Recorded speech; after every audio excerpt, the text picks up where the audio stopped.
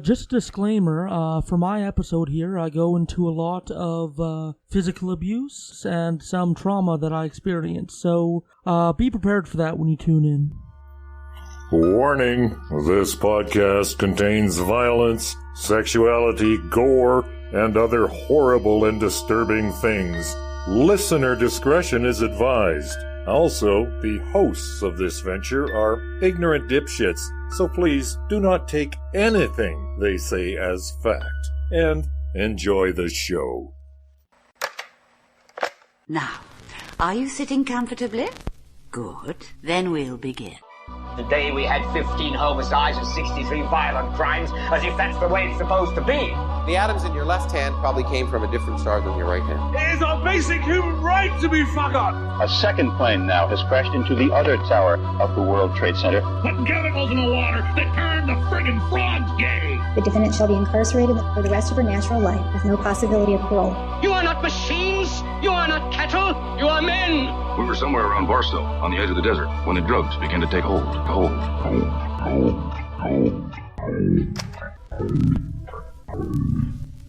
Occultae Veritatis. Again, I am Ood Gallifrey. Sageberry! Leon Filger.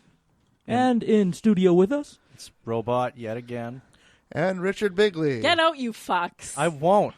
Well, you let me in. We did. And by the laws of vampires, you shouldn't have invited me in. I know. I know. It's on you. It is. It really is all on me. I've actually grown roots in this chair, so you're going to have to uproot me to Your butt has sprouted a root. Hey, Sage, right. Do you know why you can't get pregnant from a vampire? Oh, I've heard that. Why? It's because they can't come inside unless you invite them. It's true. It's true they can't. Thank you for listening to my haunted talk. Yeah. Consent is sexy. Consent is sexy. Yeah. Who is it that said that? I don't know. It was some rando on Twitter. No, it was a Twitter thing, but we have to give credit where credit is due. Do we have to credit memes and internet? Yeah, especially since Yeah, Daniel will find it. I just really want to know. I just cite my sources, Reddit. We're just tracking down the memes as we go on. Yeah, we're tracking down the memes. Yeah, we're doing the hard work at Occultae Veritatis, tracking down those. By the way, this is an episode that came out of nowhere.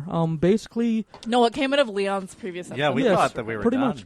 Yeah, Leon was brave enough to cut deep and share and be vulnerable, and that inspired me to do the same. So I think... This is probably the first time I've told, my story in total. Daniel, my partner's heard parts of it, friends and family heard parts of it, but I've never put it together into one complete story, I don't think. I'm not sure that Leon really cut deep was the right choice of phrasing. Oh, shit. Fuck. Goddamn. Awkward. I try to use a metaphor and it goes to shit. It did go to shit. Yeah. It's okay. It's okay. We still love you. Okay. So a lot of this is going to be stream of conscious, and I might bounce around because I didn't have time to. Well, you didn't even think of doing this episode. Yeah, until just now. I did this improvised. So it's like a Leon Filger tribute episode. We're getting a little bit of Ood Gallifrey stream of consciousness here. Yeah, here we go. So you guys have heard bits and snippets of my life. I've told you that I used to be involved in MRA communities. I used to be involved in the pickup artist community, and I used to have. You were a red pillar, as I recall. Oh yeah, and I was a big red pillar, and I had radically different opinions than I had now, and I think. The only use I can get out of these experiences now is the experience I had from them, and I can share what I went through and why I did it and how I overcame it in the end. So, I was born in 1990 in Delma, Saskatchewan. It was like a two-horse town, and all the neighbors knew themselves, and there was one store in town, and it was the general store and hotel and all that. And my dad was a farmer, and my mom was a nurse. From a very young age, I was encouraged, I guess, not to show very many emotions. That was one of the things that kind of was instilled in my mom and my dad, that if you didn't cry or if you didn't get upset for a good reason, then that's deemed worthy of punishment. Oh, no. I remember coming home one day and I couldn't find something I owned, and I really wanted to have it. And I think I was I was 7 or 6 years old or somewhere around there, and I got really frustrated, and I couldn't find this thing I was looking for, so I started to tear up and freak out as I was tearing apart my bedroom. And my dad came home, and he saw that I was tearing up, and when he asked me why, and I told him, he gave me kind of a swat across the face and knocked me over.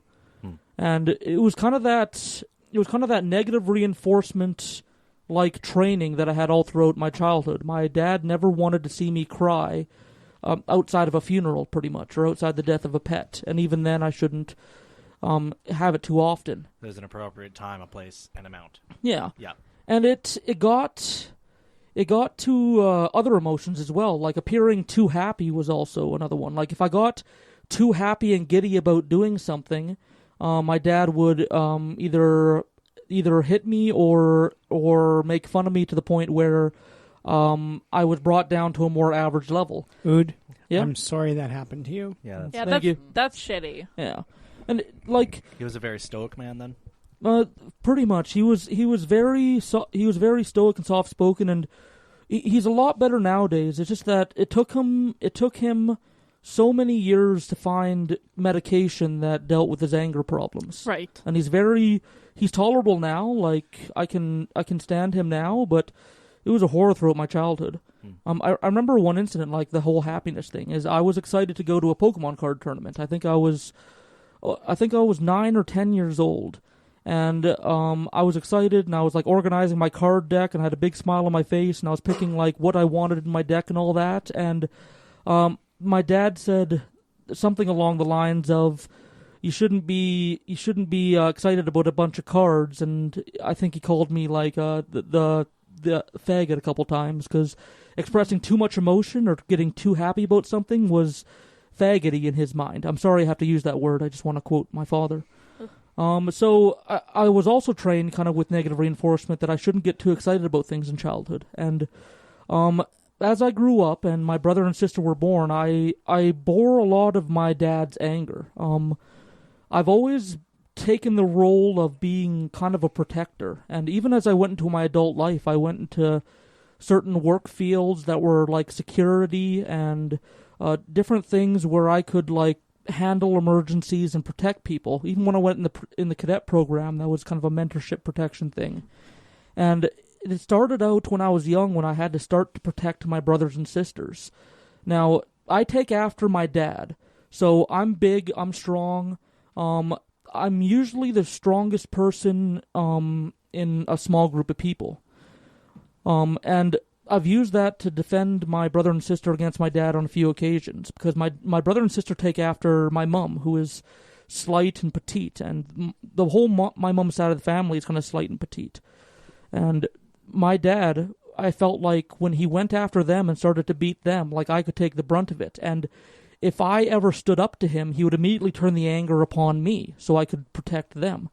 And it became this thing where I had to get in between my dad and my brother and my sister and basically defend them against my dad. And it got more and more heated as I got older. As I got older and I got stronger and I started to like power lift and go to the gym and all that, like I became more and more of a formidable opponent for my dad. It's kind of a horrible thing for a child to have to deal with in their home life. Yeah. That's right. Literally like actual combat adversarial.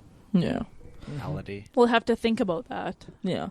And I remember one time in school, they taught us about abuse, and I came home, and I asked my mom, like, does my dad abuse me? And she gave me a book called A Child Called It. And that book is I've read that book. And that book is about a horrible case of abuse where a child was, like, beaten daily, treated like an animal, starved, like, pissed on, treated like a toilet, and just horrible abuse. And my mom's argument was, it isn't as bad as that, so your dad doesn't abuse you. And I mean, Jesus. Okay. No. I believe my mom for a long time, because like my mom had as long as I was religious, me and my mom had a very happy relationship. And also there was the Christianity portion of the thing where the man is the leader of the household. So the hierarchy in our house went God, Dad, Mom, and then me as the oldest, and then brother, sister. And that was the hierarchy according to the Holy Scripture.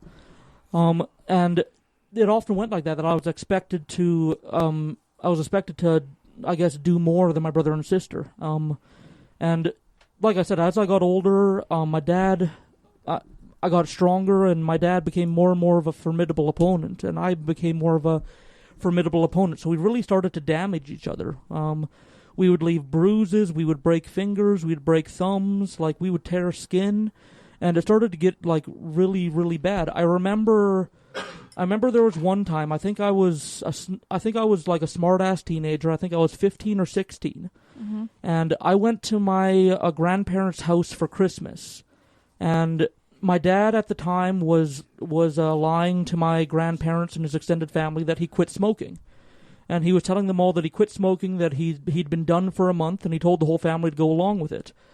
And one of my cousins pulled me to the side, and she said that my dad had given her a drive early that day, and she said, "Your dad's truck still smells like cigarettes." And I'm like, "Yeah, he hasn't really quit smoking and all that." And it turns out that got back to him, that I told him that. And the biggest fight we ever had was we drove all the way home, and then as soon as we got home, me and him just went at it. And there was a banister that went across a set of stairs, and I ended up tackling him through the banister, and we both fell down the stairs. And I damaged his back, and I really messed up one of my arms, and we just beat each other black and blue. And like, my mom is little, my brother and sister are little, so really nobody could stop us. And it was pretty much like that until I moved out. Now, the year I moved out is also the year that I got rid of my religion.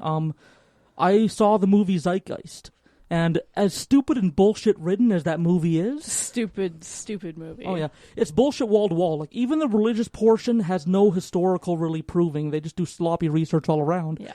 But that was the first thing that opened my mind to the possibility, this God guy might not be real. It's weird. It's as if that thought had never seriously occurred to me before that movie. Well, you're from small-town Saskatchewan. Yeah. It's not that you never questioned it, it's that you never thought to question it. Yeah, right? Exactly. Yeah. But, like, really, and I realized that, like, as I was 18 and as I went through all that in childhood and I had the Christianity, and, like, I did things like I was a Bible camp counselor for a while at a Bible camp, and, like, I went to different churches, and I was pretty seriously into religion. Like, I was planning on, like, maybe going into the commissary and becoming a priest and all that, and it's kind of ironic that I'm doing this now. And but I saw that Zeitgeist movie and I let that go. So I was free of religion, but I still had this great well of anger within me, and I didn't have any way to express it. Like, I always felt angry, and I always felt frustrated, no matter how good life got or no matter how good of a day I got. It was like I was ready to get in a fight with anybody on the street at any time. And it took me years to realize, like, this is all the pent-up aggression that my parents made me swallow. Like, all those emotions, whenever I got frustrated or sad, I just swallowed it, and I never cried, and I never got excited. And I was a pretty stoic and, not very well-spoken and, like, nervous guy because I didn't want to talk. I didn't want to let it out. And that nervousness and that, like, apprehension to let it out led me to kind of become a recluse for my first few years in college. And in those first few years, I replaced religion with conspiracy theories. And I just dove head first into conspiracy theories. I didn't get very good marks in college because I spent a lot of my time watching YouTube documentaries and reading government reports and getting to the bottom. I think I had an obsession with having control.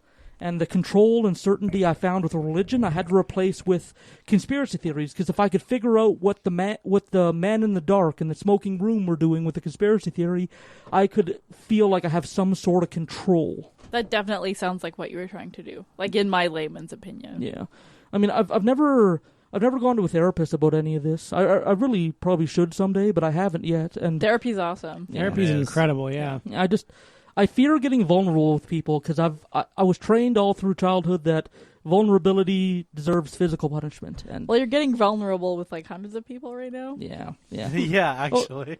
Yeah. Like 100,000 people potentially right now. Oh, you're Jesus. vulnerable to. I don't know. I personally found it a lot easier to get vulnerable with a therapist than I did with anyone else in my life because you're paying, Well, they're like an outside person. they're an outside person that you're paying to be impartial and listen to you. Like, so Yeah. felt very low risk. All very valid points, and therapy's awesome, amazing. Totally agree. One good point about what both of you did, what you're doing now, and what Leon did very recently.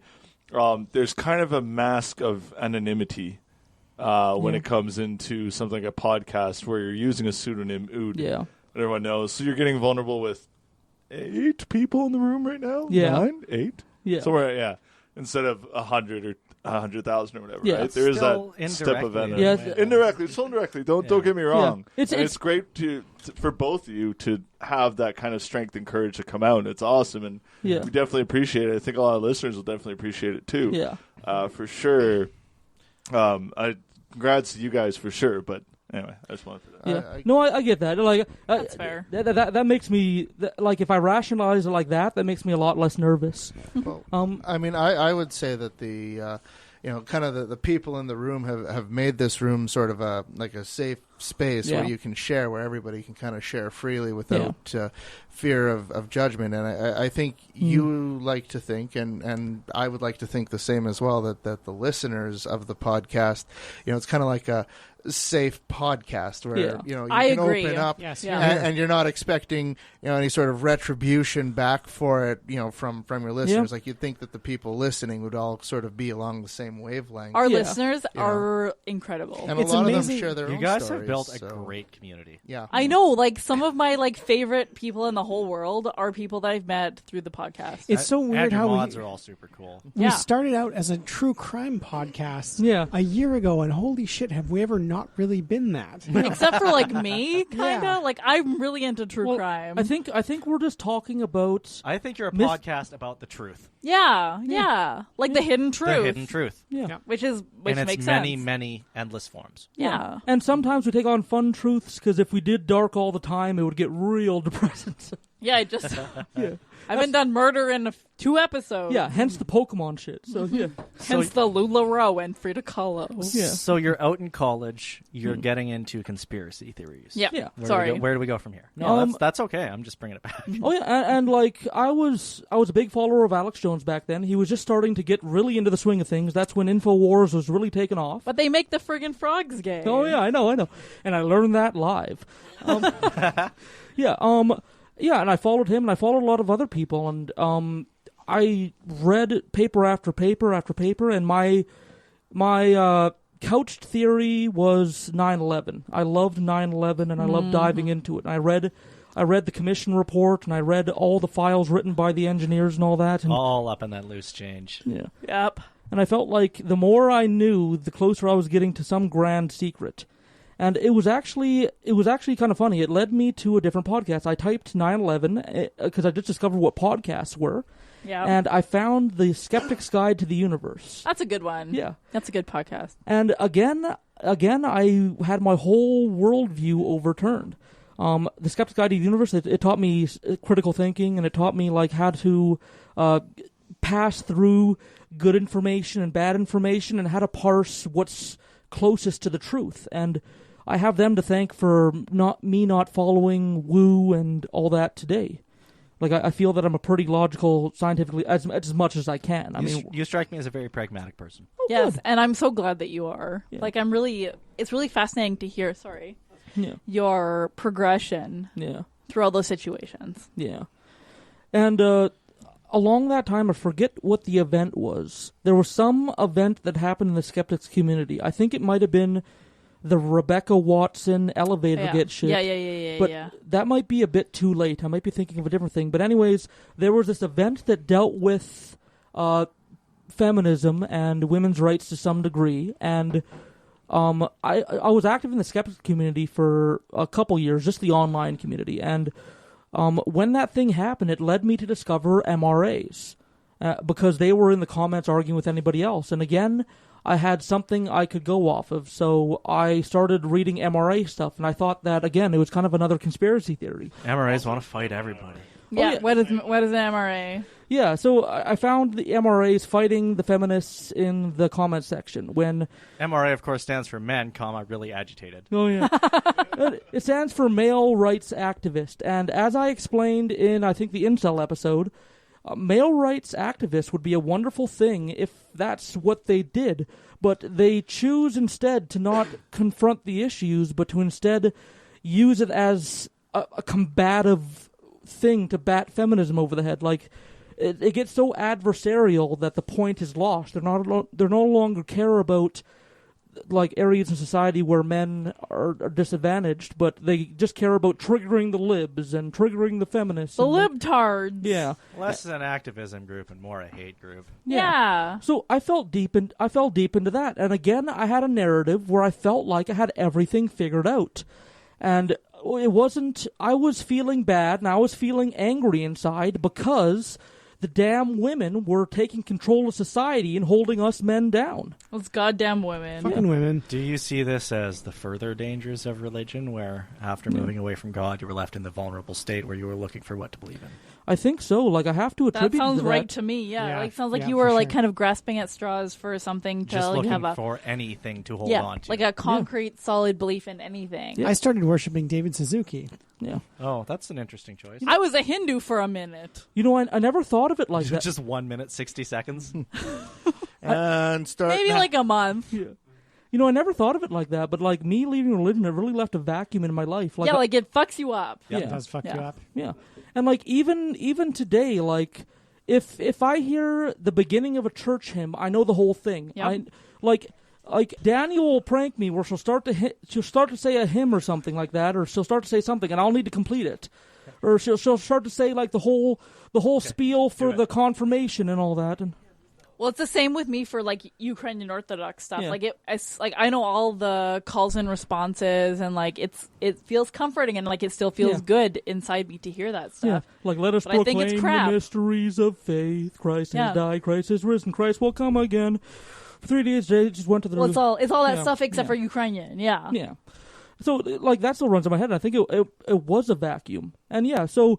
I got into the MRA community, and once again, I felt like I could control things. And once I felt like I can control things, and I got that perspective that I was really being held down by the women's, and the women's were taking away my freedoms. Those foul temptresses, they. Yeah. It's like Daniel and I in this whole room, the only women. And it sounds funny now, but these communities are really good at retaining because you get involved in an echo space where everybody agrees and everybody supports each other, and they shame anybody who leaves or anybody that disagrees. So if it's designed to be your new support group. Yeah. 100%. It became my support group, and I spent a lot of my time on those forums talking to those guys, and it was usually mostly guys. And of course, on those forums, there's always like the token like woman or the token trans person who is actually alt-right, so the alt-right like has their token person they can use, but like it was a very insular community, and it convinced me that this was right. And once I figured out that I was being held down and discriminated against as a man, I went to the next logical step where I felt like I had to punish women. I don't want to be real edgy on religion more than I already have, but it still sounds like you could be talking about a religion. Yeah, pretty much. We're all real edgy on religion. Yeah. Yeah, I guess if atheists allowed here. Yeah, so and I didn't know then that I wanted to punish women. Like, I didn't know then that was my motivation, but what internally that led me to is to get into the pickup artist community. Guys, I know I'm being really negative on religion today, so maybe we should just take a second to praise Val. Okay. Let's just take a second to praise Val. Yeah. Val, thank you for all the good things you do in my life. Thank you.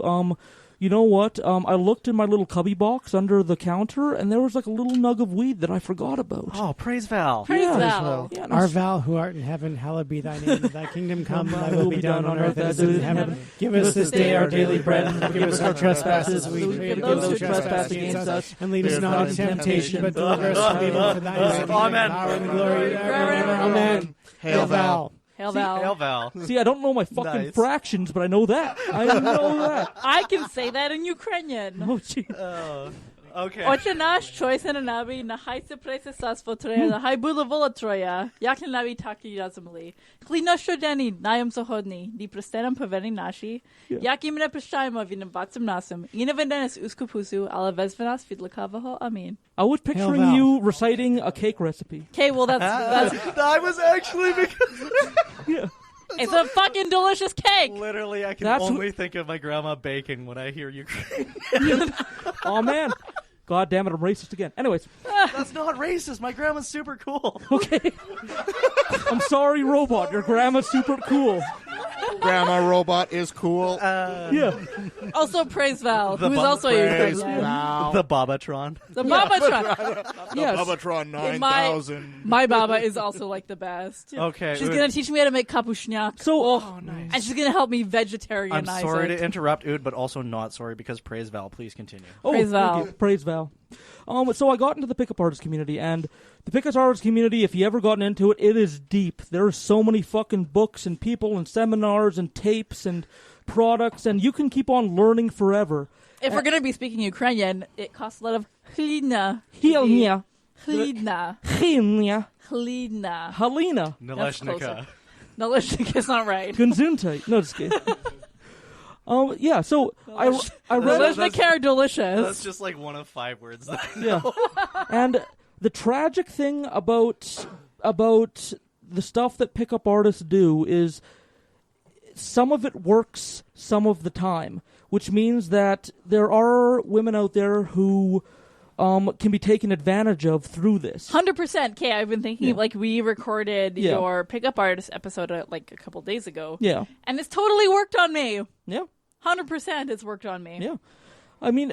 I didn't feel good about it after. Yeah. I felt gross and like I had been sexually assaulted and basically... not great. Coerced into a sexual encounter that I didn't actually want. Yeah. Well, but it worked. That's the thing. You go in and a pickup artist teach you to look at women like a games figure, like a D&D character. Mm-hmm. And like you would classify them as a type of woman and as on the scale of 1 to 10, and depending on where they fall on that scale, what strategy you take. And it turns into a flowchart after a while, where if they say this type of thing, if you say this type of thing, you have to say that type of thing. And so it's basically just reduced to a flowchart. Yeah. It's gross. It's gross, and it worked on me. But I didn't feel good about it after. And but it worked, and that's what matters to them. Yeah, exactly. It works. Like I was 100% sexually assaulted. I was 100% coerced into a sexual encounter that I didn't actually want. Yeah. But the pickup artist stuff works. Super duper sucks that was done. Well, that's works in quotations. Well, that's the thing. I was scared to say it in the pickup artist episode because it kind of went against the tone. But it mimics what happens in a real, authentic encounter. Like, you have laughs, you start to get closer, you start to get comfort, except there's no authenticity behind it. No, you don't, the guy... It simulates real connection. Yeah. Right, yeah, the guy doesn't actually want to get to know you, he wants to get it into your pants. Yeah. And that's it. I started going to bars about 4 or 5 nights a week. Usually it was Thursday through Friday, and then back on Monday, because there was a bar there that I really liked that had good deals on Mondays. Fuck, I couldn't do that many days a week. Yeah. That's exhausting. Well, that's what they teach you. They teach you that you have to sarge 3 to 5 times a week, and sarging is going out and picking up women. Listen to the pickup artist episode. Oh boy. I started out really cringy, and I didn't know what I was doing, so I was the creepy guy at the bar for a long time. And then I started to get good at it. Now, this isn't a thing to be proud of. I got good at manipulating women. Right. That's what I got good at. 100%. Exactly. Let's not use the word good. Let's use skilled. Yes. Yeah. And I got more skilled at it, and I started to just take women home, and I would never, I guess, abuse them in the classical term. Like, I would never treat them wrong, and all that, and I would never... hit them or rough them up or anything like that. Right, of course. But regardless, I would take them home and under false pretenses have sex with them. Mm-hmm. And for a long time, I was proud of the fact. And I would go to the pickup artist forums and I would brag, and I would do field reports, and I would tell them like, "Oh, this is the girl I got this weekend," and all that. And it also extended to dating apps and Craigslist, where I would put ads up, and it became a thing where I was solving, I guess, all my frustration by just getting more and more sex. And I wouldn't consider it like a sex addiction because I didn't really enjoy the sex. And well, you had no real connection with the women. You were just using a formula to tick your boxes and say what you need, like a flow chart to say what you needed to say next. Yeah. Even if you weren't addicted to the sex directly, the dopamine and endorphins pursuant to it, you know. And after every time, I would feel dirty, and I would think that she was dirty, and I would think that I was dirty, and I think the whole situation dirty, and I would always feel like right after coming that I felt like a garbage person. Mm-hmm. Yeah. And eventually, I stayed in the skeptics community, and I stayed in CFI. Yeah. Should I mention CFI? Yeah, why not? Yeah, go for it. Like we are not a CFI affiliated podcast, but we all did meet through that organization. Right? Yeah. And there was a couple very patient, very kind feminists that were very patient with me, and like it wasn't all in one day thing. It was them after putting up with me, sprouting my MRA bullshit, event after event after event, and them slowly planting seeds in my mind. When did you meet Daniel? I met you. I was probably still in the MRA stage when I met you. I met you off of Plenty of Fish. So you guys kind of like healed together. You healed your shit together. Yeah. Yeah. And like Daniel was the first person. Daniel was the first person that I felt like I had an authentic connection with. Okay. And you were kind of like, this MRA stuff is shit. I don't want to just fuck her and then leave. Yeah. I want to actually develop like a meaning relationship. This is actually a person. Yeah. And like Daniel's actually now? like an amazing human being that I want to spend time with and get to know. I think that was a big part of it because I learned that women were all greedy. I love you, Daniel. Love you, Daniel. Because like I love you guys. The toxic 10 out of 10. Yeah. Because like the toxic masculinity that was put into me in my youth taught me that feeling emotions strong in any way was weakness. And which is bullshit. Yeah. And suddenly I met this person and I started to feel real things, and I had to confront the fact that I can't hate women, and I can't like hold this grudge against women because there's a woman that I see that I feel something for and I don't want to cause any harm to. Yeah. And she's not just a fucking Chuck. She's a person worthy of kindness and love and affection. Funny story. That's how my husband and I started. I'm sorry I have to make fucking Chuck. I'm sorry I have to make this comparison, but just like Zeitgeist opened my mind to the possibility that God might not be real, Daniel opened up my mind to the possibility that all this MRA bullshit and manosphere bullshit and toxic masculinity that was causing me to just have anger and hate myself might not be real. And it was at that time, now that my hard outer shell had been peeled off by Daniel, there was a couple feminists that I met and progressives, both in person and on the internet, that very patiently planted seeds in my mind and eventually changed my mind about things. And also part of that journey was getting on antidepressants. Now, a big 100%. Oh yeah, yep. A big Meds part are the best. A big part of my toxic masculinity is like being an island. Like I don't need to rely on any substance. I just have me and myself and I'm gonna handle it. I don't need any drugs because drugs are for pussies and all that shit. And that was the thing that was running in my head. Like no matter how miserable I was, I'm not gonna take a pill because that's what pussies do and that's what people who don't know themselves do. And I'm sorry I'm using strong language. I'm just trying to get back into my mindset in those days and all that. Mm-hmm. But yeah, I got on the antidepressants and I became a much happier person. Yeah, well, like, you're amazing. Yeah. Like, we've talked about this. And you're like, awesome. I'm so glad that I met you when I met you. Or has it been 7 or 8 years? 7. So it's been 7 years, and I think I was an MRA probably maybe a year and a half into meeting you, and then I started to slowly peel away. So it hasn't been all that long. Like, in 2011, 2012, I still kind of believed a lot of that shit. I'd be interested in hearing Daniel's take on that side of the relationship. Yeah. Maybe when Daniel's ready. Like, not obviously right this very second. Do you want to reflect and maybe jump on in a couple minutes? Nah. Okay. That sounds so high pressure. Actually. Yeah. Like, no, I know. No pressure. I would not do that if I were you. No. Like, I 100% know that it's like totally not. I mean, you're probably into, but I mean, you were probably pressured to stay. Yeah, you were probably like nod or shake your head to agree or disagree, but you probably felt like you had to like stay quiet, and not upset me for a lot of my positions. Yeah. Like, Okay. not that I would 100%. Like, I totally get where you're coming from. Like, I'd be interested in doing like a dual episode on that kind of situation. Yeah. So, just while we're kind of on the subject here with Leon's story and yours and everything, I don't know, from my own personal experience, I would imagine that statistically we have at least some listeners who are suffering some mental health issues. 1 in 5. Yeah. 1 in 5 people. And all 3 of us. Yeah. Who in this room? Yep. Everyone! Yeah. Every single... Yeah.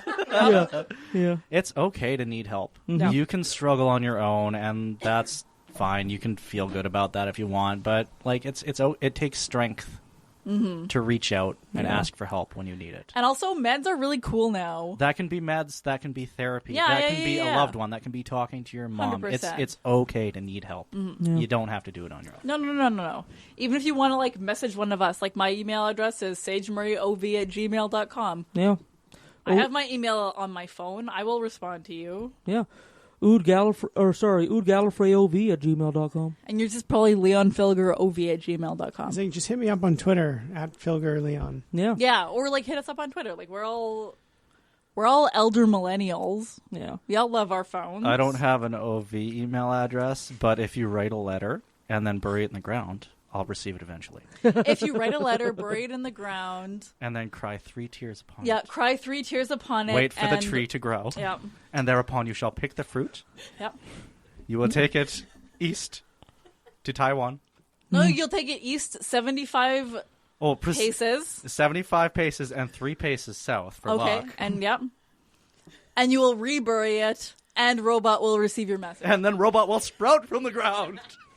Now you know how to make your own robot. You know how to make your own robot. You can have your very own me. Yeah. But that aside, none of us are professional counselors, but all of us are professional listeners. So hit us up. Yeah. Yeah. We're all really good listeners. None of us are professional counselors. I've taken counseling school. Like I have a diploma in counseling. I have my mental health first aid certificate. I also got that. Yeah. I took suicide prevention training. Nice. Hey. That's good.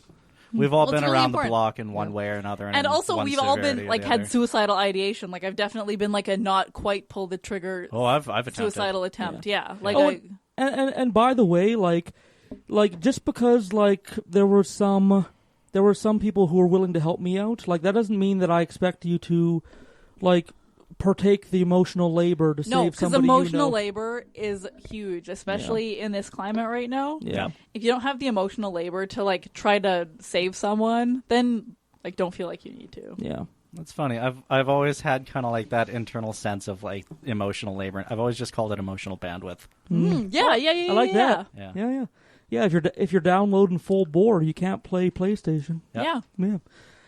Yeah, and I guess my journey is still going on. Like you guys have heard the earlier episodes. Like another part of myself is I grew up very racist. Like I didn't like Chinese people because my dad hated them. I didn't like black people because my grandpa hated them, and my whole family didn't like indigenous people at all. And because holy you're shit, Canadian? you're saying indigenous now, which is already like a huge step instead forward. of you used to say native, which is bad. Oh, not right.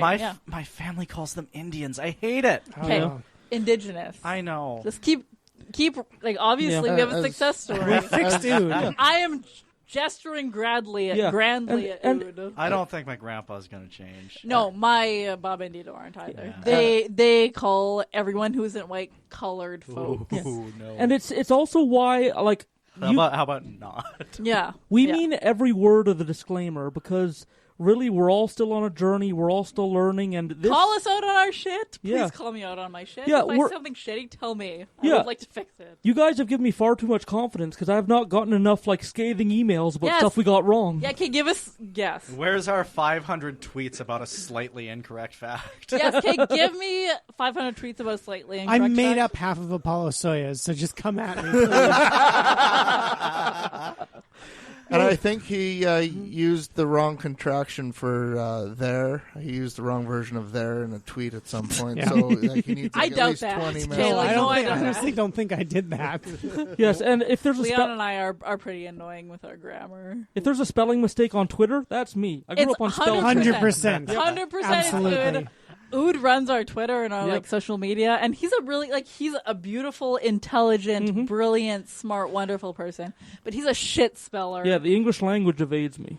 I am going to have so much trouble, like, actually figuring out what to present when I get around to the Fae, because it's like, how do you even gauge the veracity of what you're reading? Exactly. Right? Like, how do you judge, like, yes, this is valid folklore. No, Good this seems like luck. bullshit. Yeah, Oh. right? There was 12 of them dancing in the garden. Okay. Yeah. Or was there 10?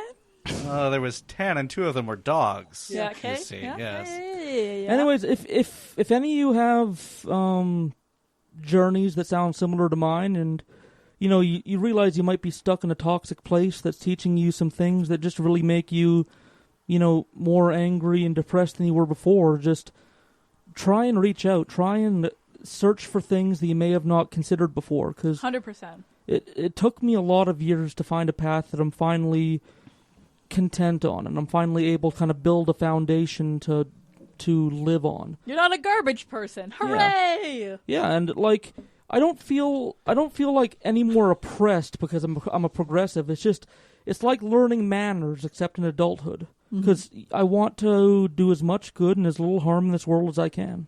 Yeah. Cool. Yeah. I'll get to my story eventually. Okay. Yeah. One day when I'm older. Yeah, you're gonna get these episodes. Episodes closer together. We've drinking a lot tonight. Yeah, I'm really drunk. Yeah, just because Leon has sprung it, has inspired me to do mine. But sages will be coming. But be patient. It'll come. Yeah.